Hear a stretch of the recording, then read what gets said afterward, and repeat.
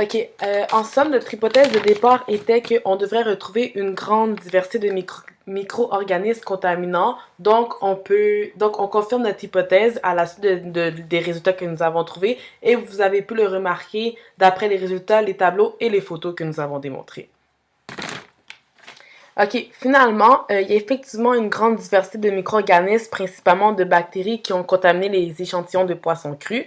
Le jus de citron et le sel, le jus de citron, le sel et le gingembre composés de gingembre ont réduit la croissance des bactéries.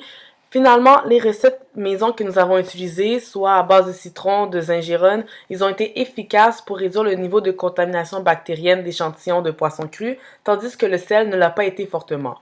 Mais dans tous les cas, ce qui est à noter, c'est que il y a quand même eu croissance de bactéries, même si nous avons utilisé une concentration assez réelle de la vie courante. Alors, qu'est-ce qu'on pourrait ajouter à ce projet-là? Ce serait peut-être aller dans un restaurant où ils vendent des sushis ou encore au IGA dans un supermarché et voir si la quantité, la concentration de gingembre qu'ils donnent est assez efficace sur le peu de poisson, sur le poisson cru qu'il y a dans le repas pour le décontaminer complètement.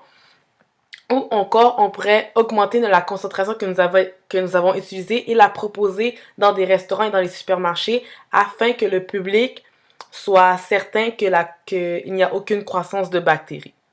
Merci de nous avoir écoutés.